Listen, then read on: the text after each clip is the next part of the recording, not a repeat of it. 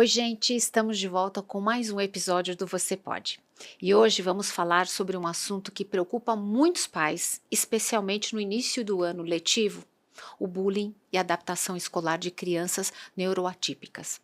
Para esse bate-papo, eu recebo a Isa Fiorani, psicóloga clínica especializada em psicoterapia infantil, que trabalha diretamente com crianças neurotípicas, ajudando-as a navegar pelos desafios da socialização, da escola e das emoções. Se você tem um filho ou conhece uma criança que já passou por dificuldades na escola, esse episódio é um convite para refletirmos juntos sobre como tomar esse ambiente mais acolhedor e seguro para todos. Isa, primeiramente, obrigada por você estar aqui, ter aceito esse convite aqui para o acolhimento. Esse é um canal que você conheceu um pouquinho da nossa história, Sim. então, obrigada por você estar aqui. Eu que agradeço, fiquei muito feliz. A gente vai tocar num tema bem delicado, né? A gente sabe que é um tema delicado, com volta às aulas, as crianças aí com ansiedade. Então, é um tema que toca muito para mim. Também vou te fazer uma pergunta com relação até à minha vida, mas volta às aulas, expectativa da criançada, ansiedade. Como essa fase ela é desafiadora para as crianças e para os pais também? Como é que você vê isso daí? Que é super desafiador mesmo, né? Porque eu costumo brincar assim, é difícil nós adultos sairmos das nossas férias para voltar a trabalhar, né? Então você imagina para a criança que de fato a escola não é o ambiente preferido dela, né? A gente sabe que não é o ambiente que elas gostam de retornar, né? Então a gente Algumas sabe. sim, outras não, né? Porque a gente sabe que a escola, por vezes, ela tem um fator protetor, né? Por realmente satisfazer algumas necessidades emocionais delas, necessidades básicas, mas que na grande maioria das vezes, pela cultura que a gente vive, inclusive, é um fator de risco, que é um fator muito ansiolítico para elas, porque a retomada para as aulas, para a escola, pode, por vezes, reforçar, né, algumas questões que interferem diretamente na estruturação da personalidade delas, da autoestima delas, né? Porque a gente tem nossas crenças pessoais e dependendo do ambiente que a gente está inserido, a gente vai ter ou a remissão disso, né? Mas por vezes uma catalisação, um reforço constante disso tudo, E se a gente né? tem, imagina as crianças, né? Exatamente. Isso também depende muito com por exemplo, assim, eu falo pela Malu, que em quinto ano, então ela já vai com aquela ansiedade que ano que vem muda tudo na vida, né? Sexto, é para outro horário, então depende muito também da classe, de toda a escola, dos amiguinhos que já vêm do ano anterior, mas no começo do ano é mais difícil, né? É tudo novo, né? A gente não sabe como lidar com aquilo, né? A criança não tem uma estruturação, não tem uma previsibilidade de como que as coisas vão acontecer, né? E se a gente for levar em consideração, né, que o nosso cérebro, ele realmente funciona num formato de carga de energia super reduzido, é muito mais coerente que ele siga um caminho já conhecido, que é nos levar para visualização de um pior cenário possível, do que realmente trabalhar para criar um outro cenário mais positivo, né? Eu brinco que o nosso cérebro ele é super atrofiado, né? A gente precisa treinar para que ele fique forte, né? Porque a tendência E é sim, constante, treinamento constante. é um treinamento constante. Exatamente. Isso não é fácil, não, mas a gente tem que levar isso sempre como um desafio, Isso. né? O Exato. bullying, infelizmente, ainda é uma realidade nas escolas, né? E a gente como pai e mãe, a gente se preocupa demais com esse tema. E o que caracteriza o bullying? E por que as crianças atípicas podem ser mais vulneráveis? E essa é uma pergunta que, para mim, toca bastante. Então, se você conhece um pouquinho da minha história e tudo mais, a Malu tem uma deficiência física e eu vejo o bullying não só na questão neuro, mas também na questão física. Como é que você encara isso? É muito triste mesmo, né? A gente ainda ter que falar muito sobre o bullying, né? Ainda acontecer muito nas escolas, porque de fato é uma violência, né? E é uma violência intencional e repetitiva contra a vítima, né? Então a gente por vezes conhece o bullying sendo só no verbal, mas existem muitos tipos de violência, né? Tem violência patrimonial, sexual, social, né? E acaba que traz muito prejuízo para a vítima, né? É realmente um sofrimento muito significativo, né? E não só para Então, vítima, né? Para família. para todo Para mundo, família, a gente né? sofre quando a gente vê algo. A Exato. gente sabe que para criança ou para adolescente é um sofrimento absurdo, porque está vivendo aquilo. Mas para a Uhum. família, para uma mãe, quando acontece algo, eu fico destruída. Eu Exato. fico destruída. Exato, porque mexe com toda a rede de apoio, né? Mexe com toda a qualidade e bem-estar daquela criança e, por consequência, de todo mundo ali que está para auxiliá-la, Uhum, né? Então, realmente, se é difícil para qualquer pessoa que sofre qualquer tipo de violência, para uma criança neuroatípica, né, que tem de fato estruturas cognitivas mais rebaixadas, fica muito mais desafiador. Né? uhum, Porque quando a gente fala, então, de funções executivas, por exemplo, que são estruturas cognitivas importantes para o nosso funcionamento de tomada de decisão, de controle de emoções, pensamentos e, sobretudo, nosso comportamento, uhum, fica muito mais difícil para a criança ter instrumentos para conseguir lidar com aquela situação aversiva, uhum. né? Então, de fato, assim, para a criança neurotípica é muito mais desafiador. Vai exigir muito mais dela e também da Da família, família. né? Como que eu posso ajudar meu filho? Né? Que Uhum. instrumentos que eu consigo passar para ele?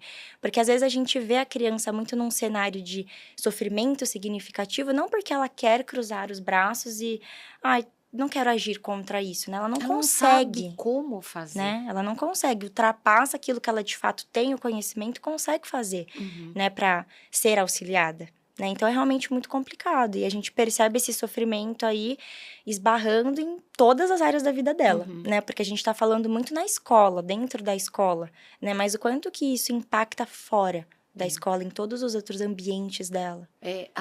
Você, assim, já que a gente está falando da escola especificamente, você acredita que as escolas estejam preparadas para isso? Porque eu costumo dizer o seguinte: as escolas nunca estão preparadas para o desafio do diferente, né? Seja ele neuro ou físico. Uhum. Mas ter disposição para ajudar já é um grande caminho. Se a escola ela quer construir junto, já é um grande caminho. Só que o que eu tenho percebido é que as escolas não estão preparadas e muitas das vezes nem querem se preparar. Qual a sua opinião sobre isso? Você acha que as escolas Uhum. querem, Uhum. estão ou não? Uhum. A visão que a gente tem, né, trabalhando lá na clínica, em contato com as crianças, é de fato que a criança ali, ela é mais uma, né? E tudo aquilo que exige muito é muito difícil, Uhum, né? Então foi aquilo que a gente comentou sobre o cérebro atrofiado. As escolas também estão muito atrofiadas, né? Porque tudo aquilo que exige um manejo muito mais intencional, muito mais assertivo, exige não só energia, mas custo. Né? uhum, Então, de fato, assim, num montante, num geral, a gente percebe um mau preparo das escolas para com as nossas crianças, né? Então, uhum. de fato, a gente tem percebido crianças muito mais desestabilizadas, não conseguindo ter esses instrumentos necessários para conseguir lidar ali no meio do dia, na escola, porque também não tem muitos profissionais capacitados para isso, Isso é uma né? questão. Por mais pessoas capacitadas, né, a gente vê um Uhum, número muito pequeno sim. de TOs, de pessoas que possam auxiliar.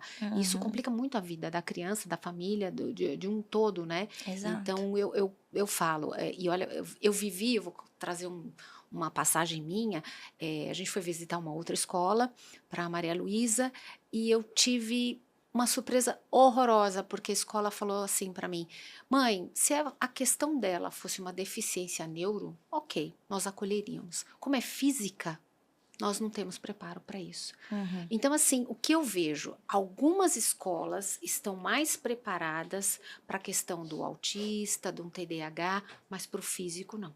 uhum. E já de imediato isso já para mim já é um bullying, já é É uma algo eu também não exclusão, ia né? querer, é uma exclusão total, Uhum, por mais inclusão, é uma exclusão total e nem eu ia gostar da minha filha estudar naquela escola. uhum, Então o tema bullying, a gente, fala que a responsabilidade é da escola, mas numa reunião que eu tive, é assim, a escola por mais vontade que tenha, tem a comunidade, os pais também. Os pais das outras crianças, tal. E o que adianta a escola ajudar, porém os pais não ajudam? Então uhum. isso é difícil também, porque Sim. eu já vivi com a Maria Luísa preconceito, algumas questões com as famílias. Isso é muito difícil, né? Uhum. Sim, porque você percebe que vai além daquilo que de fato a gente tem conhecimento, né? Porque quando a gente fala de inclusão, a gente tende a acreditar que é mais numa comunicação assertiva, de apenas ensinar sobre o que é uma exclusão, como acolher, mas você percebe que tange outras estruturas muito significativas, né? Então, quando a gente fala sobre um acesso a crianças que têm qualquer tipo de dificuldade, a gente fala sobre questões legais, né? A gente fala sobre a Isso. arquitetura do espaço.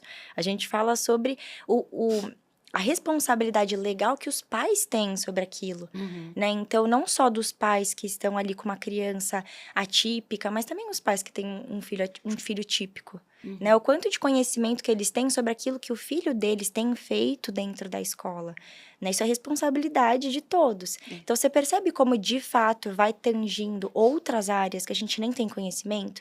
Isso tudo exige muito.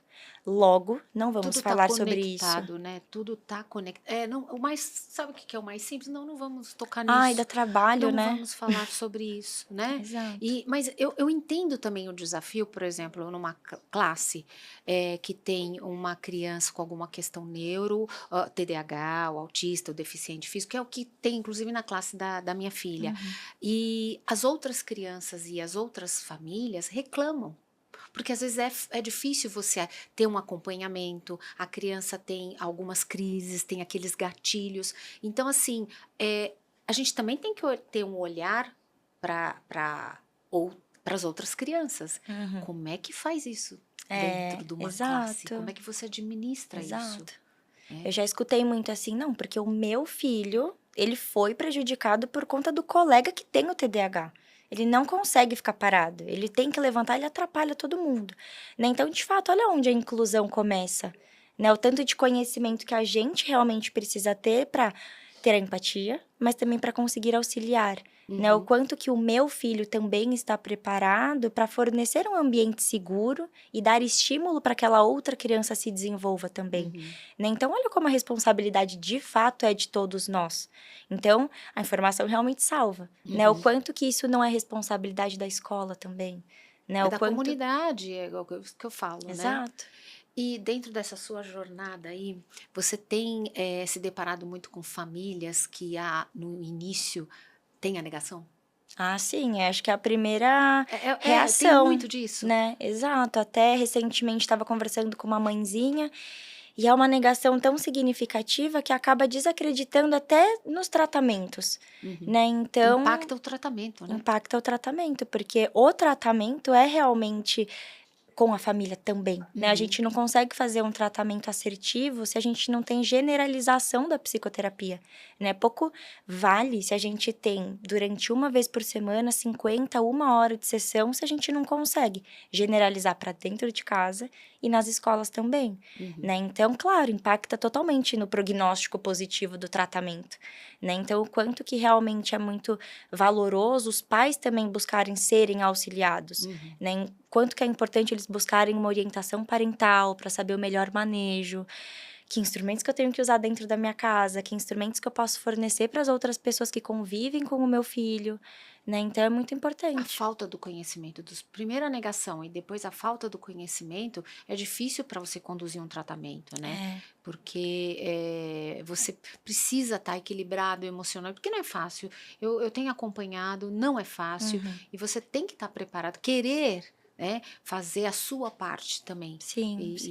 E eu deduzo que o primeiro passo da negação é o que mais me dói, sabia? É. Não, eu sei, não, sem Uhum, julgamentos, uhum. mas é o que mais eu acho que seja o desafio na Sim. sua carreira, é como lidar com isso, como quebrar isso. Uhum. É. Porque é exaustivo, né? A Uhum. gente pensa muito assim de, poxa, é muito complicado, né? Imagina para os pais que estão ali todos os dias tendo que lidar com isso, mas é treino de habilidades, né? Uhum. Se a gente tem uma receita de bolo e a gente segue aquilo, a gente tem remissão significativa Uhum. de sinal, sintoma, prejuízo no dia a dia, né? Então é realmente arregaçar a manga, colocar a mão na massa e tchau, Mas também obrigado. tem uma situação delicada, tem aquele que não quer, né? Aquele pai e mãe que não querem, e o que a gente já viveu também uma situação em que tinha uma criança com questão, assim, de significativa até, um assunto delicado de suicídio, Uhum. e aí você liga para os pais, olha,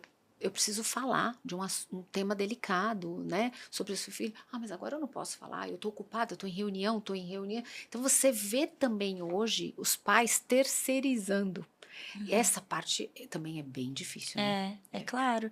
O quanto que realmente, assim, o filho não é um reflexo daquilo que ele está vivendo dentro da casa, né? Então, olha só que importante isso que você trouxe. Uma criança, um adolescente com um transtorno de humor, né? Que levou a consequências de suicídio, né? A tentativa do suicídio.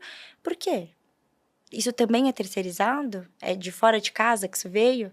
Né? Então, a gente costuma falar que tudo começa dentro de casa mesmo, né? A forma como a criança reage, ou é por mau manejo, ou bom manejo, ou também por modelagem, né? O que está acontecendo dentro da minha casa para o meu filho, de fato, estar reagindo assim, né? Então, olha o quanto que é importante mesmo a gente não ter essa esquiva, não ter essa... ter, de fato, essa aceitação, né? Porque é responsabilidade legal dos pais, né? Ter essa proximidade, entender quais são os principais gatilhos, o porquê que o filho está se comportando daquela forma, né? Então, a informação realmente salva, né? E quanto mais ignorante a gente é nesse sentido, mais difícil fica de lidar, mais fácil fica de esquivar. E o problema tá sempre nos outros, né? A solução sempre tem que estar nos outros também, né? Então, a gente precisa trazer isso cada vez mais próximo a nós, né?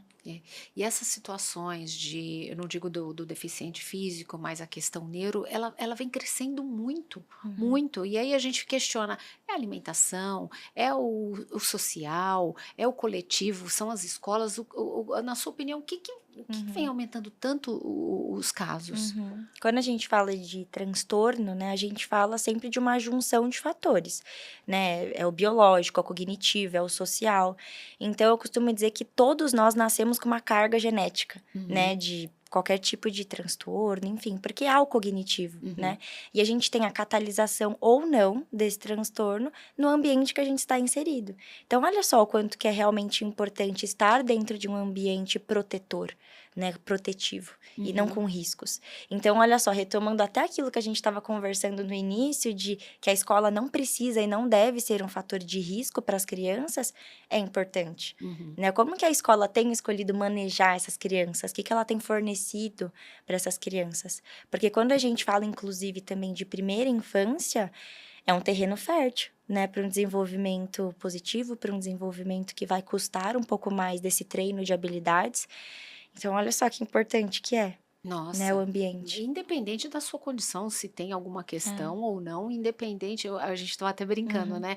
Na minha opinião, nasceu, tinha que ter um passe para você passar com um psicólogo, para você viver aquilo, porque você tem inúmeras questões Exato. afetivas, casamento, trabalho, uma série de coisas que a gente precisa cuidar ao longo da vida, Exato, né? Isso, exato. isso é, de fato, é importante. Deixa eu te fazer uma pergunta. Como os pais podem identificar sinais de que seus filhos estão sofrendo bullying na escola? Eu acho essa pergunta extremamente importante.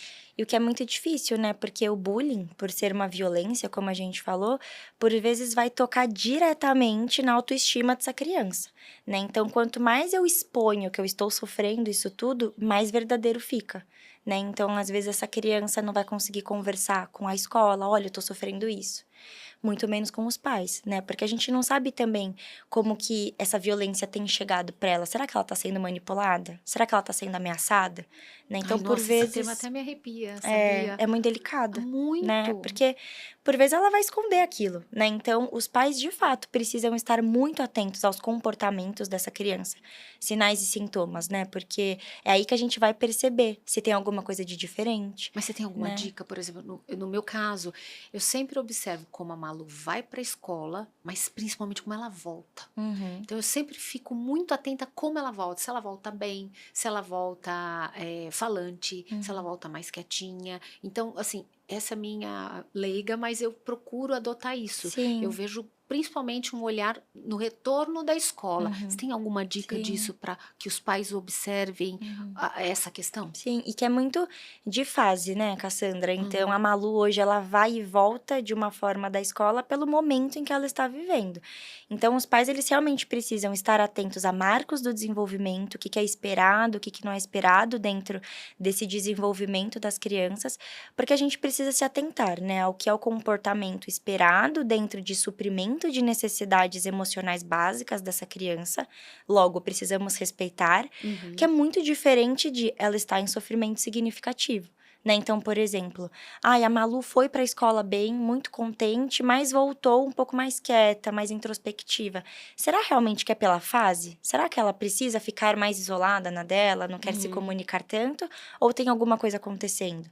Né? Então, ter essa proximidade, ter uma conversa assertiva, identificar quais são realmente os principais ativadores é muito importante. Né? Porque a gente, por vezes, não consegue identificar só observando o comportamento, Não, né? Ali não. por si só. A gente precisa observar a frequência que isso tem acontecido. Tem sido pontual? Ou não tem sido pontual? Tem esbarrado em outras áreas da vida dela? Como está a alimentação dela? Né? Como estão os grupos sociais dela? Rendimento acadêmico? Né? Então, a gente consegue avaliar sempre olhando todos os pedaços da pizza. Né? Uma fatia da pizza que talvez não diz está muito, funcionando, né? ou são as outras. Né? E sempre na frequência que isso tem acontecido. E em conjunto com isso, de mãos dadas com aquilo que é esperado para o desenvolvimento da criança. Né? Porque é sempre o nosso marco, é sempre o nosso referencial de, não, tá tudo bem. Aqui nessa fase, ela precisa passar por um luto. Ela vai ficar mais introspectiva, ela vai precisar pensar em questões que eu vou precisar estimular mais. Logo, tá tudo bem. Né? Tá tudo bem, ela precisa desse momento. Oh, meu Deus, tem alguma coisa acontecendo que todos os dias ela volta assim, não se desenvolve, eu estimulo, não tenho resposta. Então, é um sinal importante. Né? Então, a gente tem que olhar o todo, né? Sim. Como você diz, não é só um pedacinho da vida da criança, não, né? Isso é importante também. Muitas famílias ficam sem saber como agir. Né? Isso, eu acho que a grande maioria esmagadora é que realmente não sabe como agir. Quando os pais devem intervir e qual é a melhor abordagem para lidar com a escola? Porque também é um tema que a gente fica assim, se eu pressionar muito a escola, se eu falar o tempo todo, pedir uma reunião, falar com o professor, falar com o psicólogo, falar com toda a equipe multidisciplinar, a escola ela vai se incomodar com isso também. E aí nós, pais, temos medo até às vezes da retaliação. Como é que é isso? Sim, e é isso que a gente tem conversado, né? Nessa primeira percepção de que a criança está em sofrimento, qual que é o primeiro passo que eu tenho que dar, né? É buscar auxílio profissional, né? Então, é aquilo que a gente estava brincando, né? Nasceu, já nasce com a carteirinha do passe para psicoterapia, porque é ali que a gente realmente vai conseguir identificar tudo aquilo que precisa ser manejado da melhor forma, né? Então, se precisa de encaminhamento para outros serviços, né? Porque a gente está falando muito sobre questões emocionais, que por vezes a gente tem um sofrimento significativo porque alguma outra área do nosso desenvolvimento, do nosso corpo, não está sendo coerente também, né? Então, se precisa de outra intervenção, enfim. Então, é o primeiro passo mesmo, né? Buscar um auxílio profissional, psicoterapia. Então, ter também uma orientação parental ali dos pais para saber como lidar com as crianças dentro de casa, saber orientar as outras pessoas que convivem com essa criança também é muito significativo, né? E não ter medo de chegando na escola, né? Porque aquilo que a gente comentou é uma obrigação da escola promover lei, né? isso. É Vamos lei. falar que é lei, né? Então, infelizmente, a gente sabe que tem talvez uma retaliação de a criança virar uma figurinha marcada. Mas aí, será que é o ambiente para ela? Né? Será que ela precisa Tem que fazer essa permanecer ali? avaliação também, Exato. Porque às vezes a gente fica dando porrada na ponta de faca e tendo estratégias para desenvolver com essa criança, os pais fazendo muitas coisas e nada adianta. A gente fica ali com a sensação de que a gente nadou e morreu na praia. E o que a gente precisa, na realidade, fazer é mudar de ambiente. Né? O mudar de ambiente, às vezes, é simples. Mas, no meu caso, por exemplo, a gente vê que a grande maioria, como a gente estava falando inicialmente, não tem a inclusão. Então, às vezes, a gente se pega falando assim, eu só tenho essa opção e eu tenho que aguentar, eu tenho que ficar, eu tenho que... E isso é difícil. Porque você buscar outras escolas que realmente estejam predispostas a construir junto com você, é difícil. Então, eu acredito que muitos pais se veem obrigados a ficar naquela instituição. Se vê muito limitado, muito né? limitados. Exato. E de fato a gente não tem, é diferente. A gente não tem uma condição vasta, né? Uma opção vasta para poder buscar uma escola. Exato. Por isso que é importante, né? Estar próximo da escola. Estar atento a tudo aquilo que eles estão proporcionando, aquilo que eles não estão proporcionando, porque isso tudo tem que ser diretamente proporcional pro desenvolvimento dessa criança, né? Então, se não está servindo, né, ou os pais de fato chegam mais próximos para mostrar aquilo que a criança precisa, ou realmente trocar de ambiente. Mas aí a gente sabe que é mais Se depara difícil com mesmo, essa situação. infelizmente. Infelizmente, essa é a nossa realidade. Algumas crianças podem não sofrer com bullying diretamente, né? Mas se sentem isoladas ou sem amigos. Isso Uhum, toca no coração da gente. uhum, Como os pais podem ajudar nesse aspecto? uhum. Sim, é essa Isso já aconteceu proximidade. comigo, tá? Hum, De repente a Malu chega em casa, eu não tenho amigos, ninguém quer brincar comigo. Isso é devastador pra gente é, ouvir, né? é. Isso toca muito. Se toca Isso. pra mim como mãe, você imagina no coraçãozinho Uhum. da criança. Exato, exato. É ter mesmo essa proximidade com ela, né? Porque até puxando um pouco a sardinha para o nosso lado, né? Na terapia cognitivo-comportamental, a gente fala sobre a cristalização de crenças, né? E o que é Uhum, isso? As crenças centrais que a gente tem. Nada mais é do que a forma que a gente se enxerga, enxerga os outros e enxerga o nosso futuro. Né? Então, ter a proximidade com a tua filha para perceber se aquilo que ela está trazendo é realmente um fato, e aí a gente vai precisar lidar com isso num formato de aceitação e compromisso, né, de lidar com aquilo da melhor forma possível, ou se não tem uma distorção do pensamento, né? Porque por vezes a gente se sente mal, sente que não está sendo incluído por uma distorção, né? Então, o uhum. que está acontecendo ali? Por que ela tem essas ativações dessas crenças mais desadaptativas? Então, ter essa proximidade, encaminhar para um psicólogo para que ela tenha esse estímulo dessas habilidades, conhecer o seu próprio funcionamento, ajuda muito, Uhum. né? Porque aí sim que a gente vai perceber o quanto que essa criança está conseguindo se abrir para esse ambiente, conseguir se desenvolver, ou se realmente é uma questão muito mais cognitiva, É. né? De um pensamento distorcido, de uma crença que está querendo bater na cabeça dela e gerar Uhum, sofrimento, uhum. né? Então, olha só, realmente o quanto que é importante a gente observar aquilo que é o esperado para o desenvolvimento da criança, daquilo que por vezes está só desadaptativo, né? Só Como é complexo, desadaptativo, não? mas. É muito complexo, porque quando a gente fala bullying, você automaticamente pensa assim: tá sofrendo bullying por uma questão, por uma deficiência, porque é gordinho, baixinho, assim. Uhum, Mas hoje o que me assusta é que você não está voltado só nisso. Você tem uhum, quadrantes, né? Eu sofro bullying porque eu sou deficiente, eu sofro bullying porque eu sou pobre ou porque eu sou negro. Hoje não tem mais essas caixas. uhum, Todo mundo, às vezes eu falo assim, gente, as crianças, esse mundo tá tão hostil, né, que dá medo, que uhum.